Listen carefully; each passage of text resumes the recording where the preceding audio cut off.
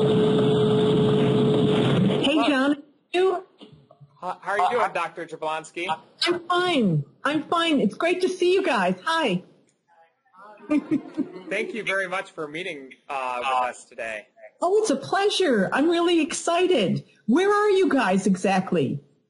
We're in Attica, Ohio, which is... Oh, wow. Yes, I know where it is. You do? I've actually driven through Attica, Ohio. No kidding. In a nutshell, could you tell us about some of your most interesting discoveries? Golly. Well, it's a pretty big nutshell, but I guess there have been a few things that I've done that have been, sort of like aha discoveries. One of them has to do with my work on the evolution of skin color. When I first realized, this was back in about 1991, when I first realized that there was a connection between ultraviolet radiation, the destruction of folate, and the evolution of skin pigmentation. This was a big realization for me. It came quite suddenly as I was sitting in a lecture listening to somebody talk about the importance of folate in development, and I realized that this was really significant in the context of the study of human skin.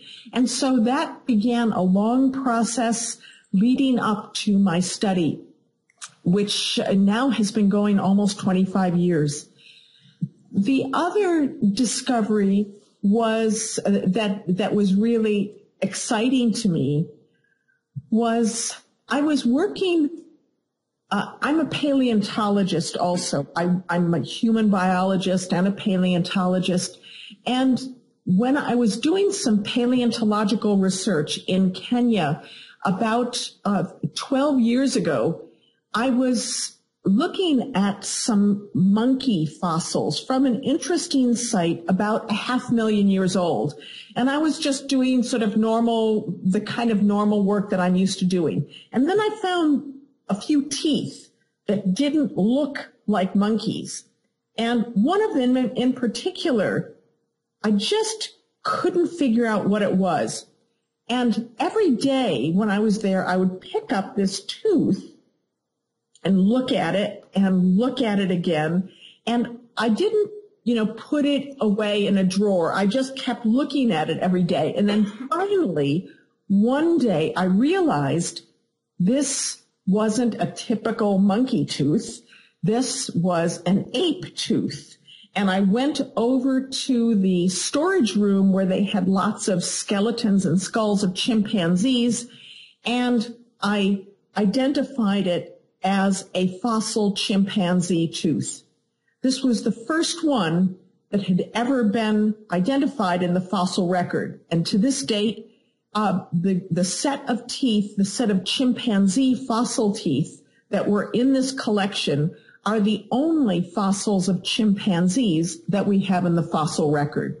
So that was a real aha moment, because I went from being just puzzled to saying to myself, I've seen that before, where did I see it? And then realizing I know where I saw it and being able to confirm that. So both of those things were, completely accidental, some serendipitous discoveries.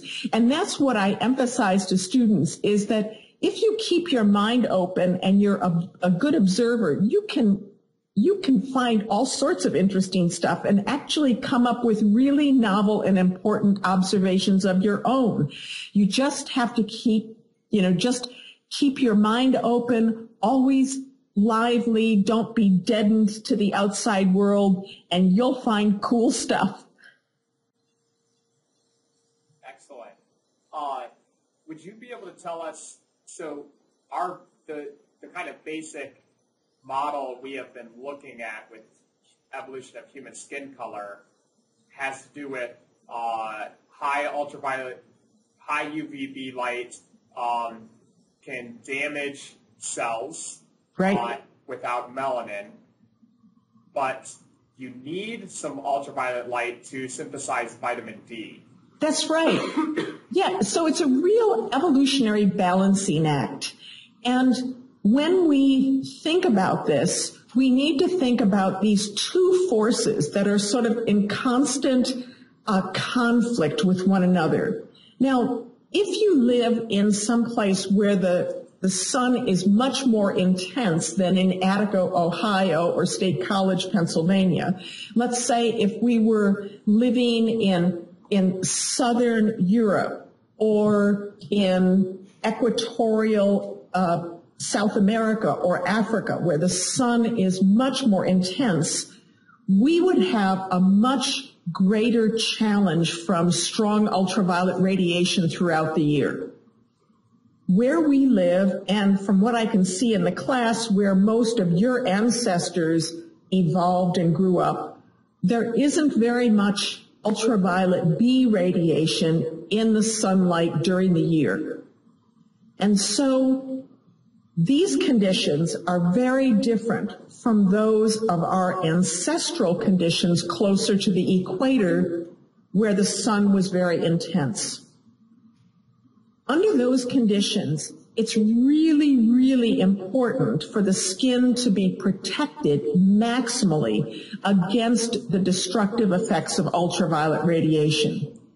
And what happened in the evolution of human skin was that this pigment called melanin, which is used by virtually all animals on Earth to protect themselves from radiation, this pigment was developed in our skin as a permanent dark pigmentation to protect us from these strong ultraviolet rays. Now, the cool thing about very, very darkly pigmented skin is that it protects against most destructive ultraviolet radiation, but it does permit a little bit to penetrate. It permits enough to penetrate so that people, even with the darkest skin, can make vitamin D in their skin, provided that they're out in the sun enough. So this solution worked really well at the equator. But when humans started to move outside of equatorial latitudes within Africa, and then some of them outside of Africa, the UV levels were much lower, and what happened was strong evolutionary pressure to actually lose pigment in order to maximize the chances of capturing rare ultraviolet B rays in the sun and make vitamin D in the skin. So what we see in the genetic legacy of all light-skinned people are actually genes that led to depigmentation of the skin. Our original configuration for all of us was darkly pigmented skin, but in the course of our evolution as Europeans or Eastern Asians, I can't see if anybody else is, if you've got any other heritages in your class, but most of you look to be of European descent or mixed descent. Then in your ancestors, you had strong evolutionary pressure for loss of pigmentation or depigmentation. And this really benefited your ancestors because it allowed them to make vitamin D from the available UVB in the weak sunlight of Northern Europe or Eurasia. So, this is a classic compromise, and evolution does things like this all the time. It takes something like melanin and it creates different levels of the property, the melanin property in this case, in order to maximize the reproductive success of individuals living under different conditions. So we see this with a variety of human traits. It's just that it's particularly clear with skin color. And one of the super fascinating things to me is that depigmented skin has evolved numerous times independently in ancient human lineages. So we know it evolved, for instance, probably 500,000 to 200,000 years ago in Neanderthals who lived in Europe.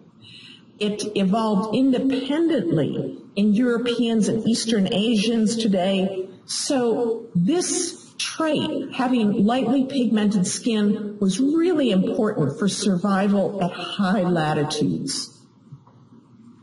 Really neat. Another question? Jasmine? Well, before going on to my question, I will state that, melanin is obviously in the skin, so it does produce our pigmentations and, dark color in the skin. So how do you feel that there's really no such thing as a race? Well, melanin pigmentation produces visible darkening of the skin.